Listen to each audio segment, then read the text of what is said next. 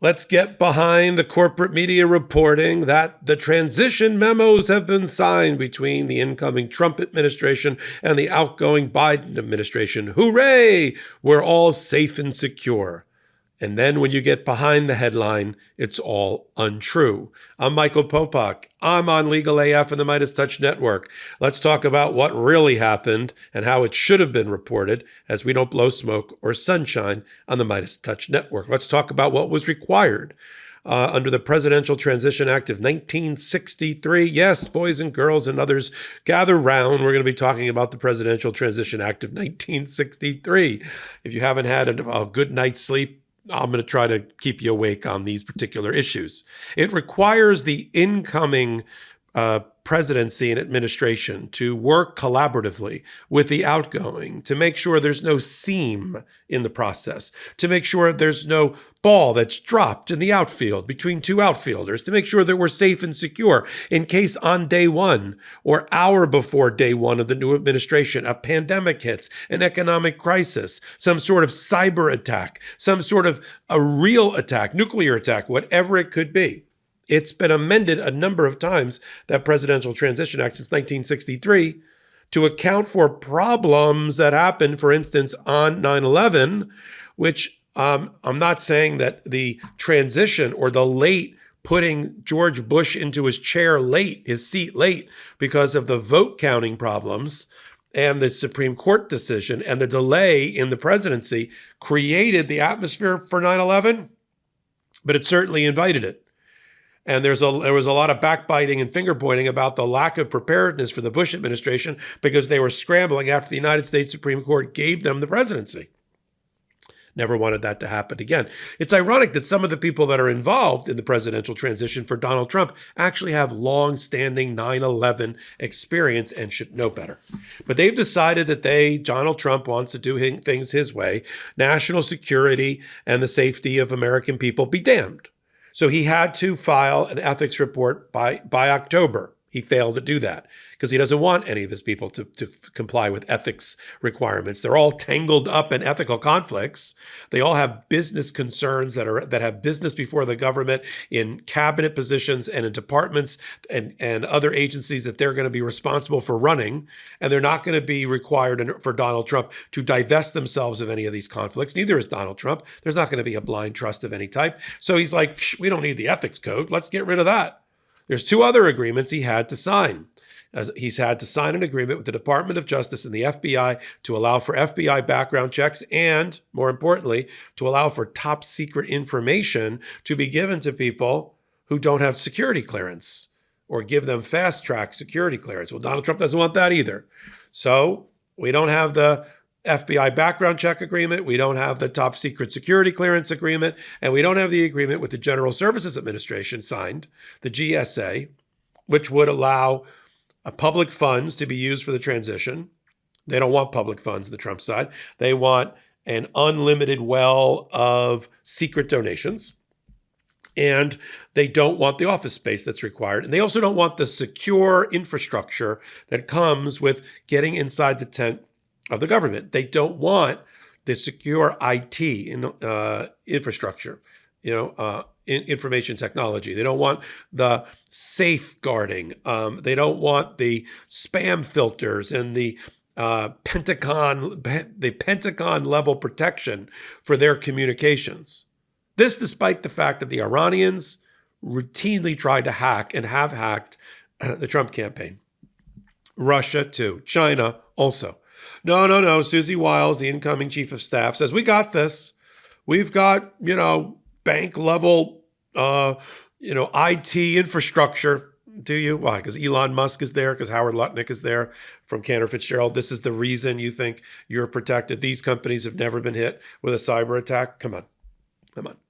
I think you should take advantage of the fact that in order to become a part of this government, you need to have the level of protection that only a government can provide. And stop jerking around. So why was the headline in all of these news media? Oh, Trump finally gets around to signing agreements. He didn't. He signed one agreement. He's already uploaded it.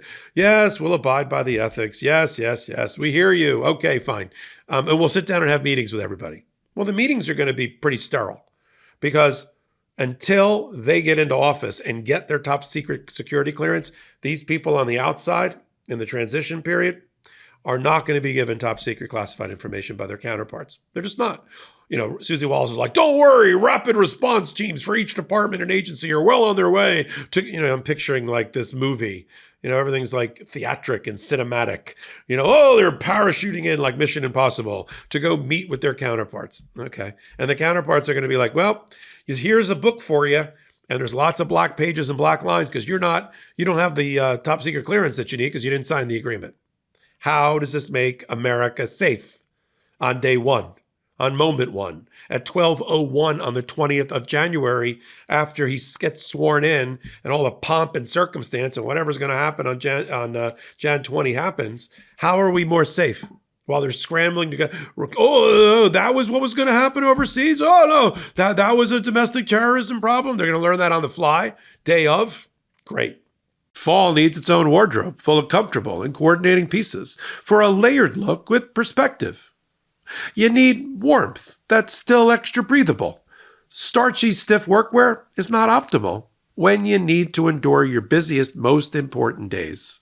With Rhone's commuter collection, your clothing looks professional, performs like activewear, and feels like total comfort.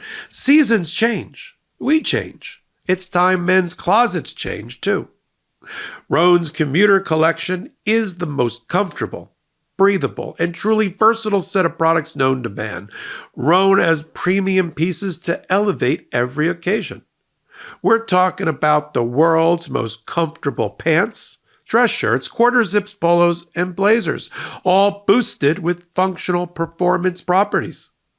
Rhone's signature technical fabrics stretch in every direction, breathe, fight odor and the elements, and effortlessly work everywhere so you can stay calm and collected even when life takes unexpected turns. It's time for unparalleled confidence without all the hassle. Each piece in Rhone's commuter collection is made to coordinate and layer for an instantly elevated look. The collection also features wrinkle release technology and is 100% machine washable. Looking good is that easy. Look, I love the commuter collection, and I use some of those pieces from it almost every day as I dress for the podcast, the videos, or meetings with clients.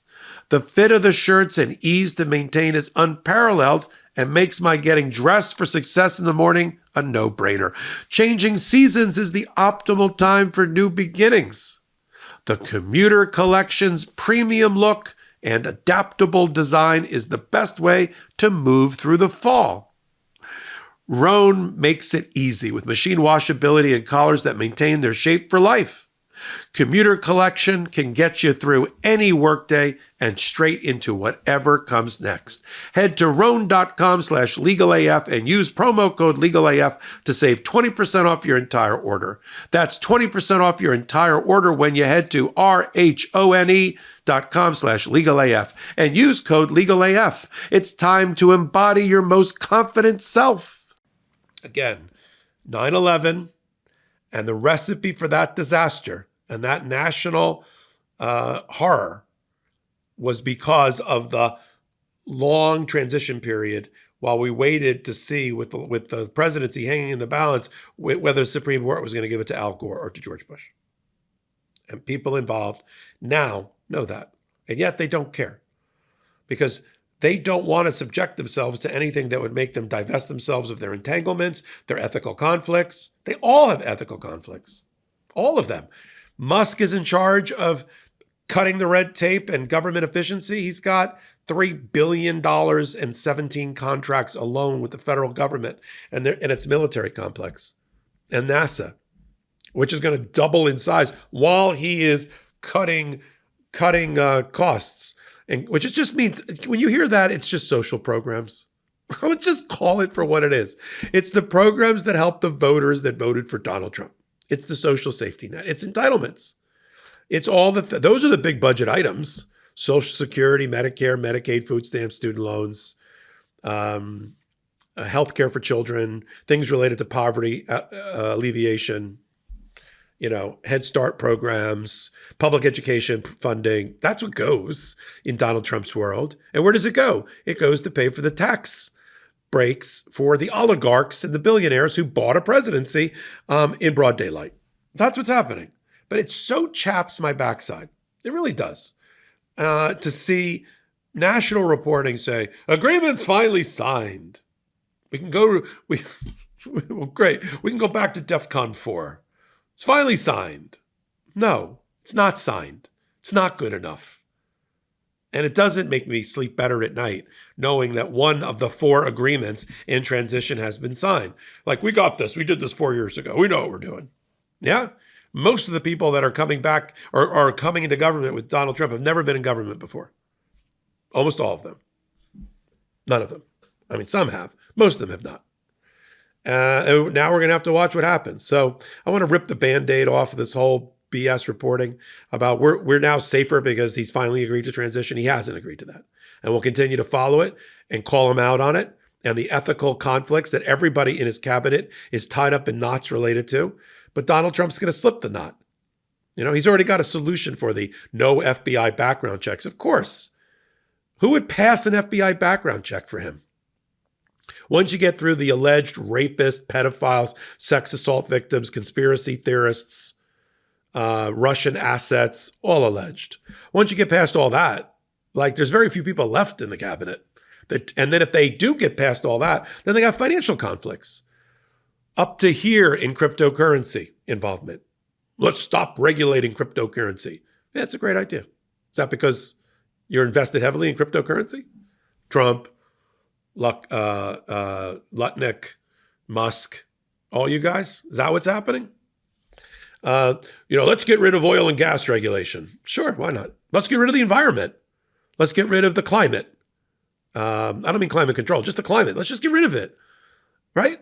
This planet, the United States, would work much better. We'd make much more dollars if we didn't have climate, weather, water, or air.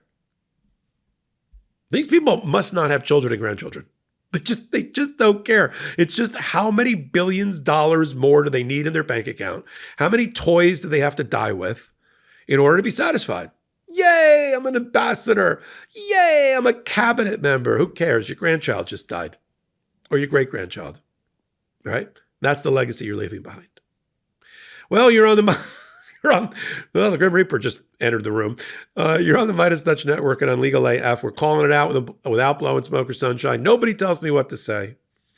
And we are pro-democracy.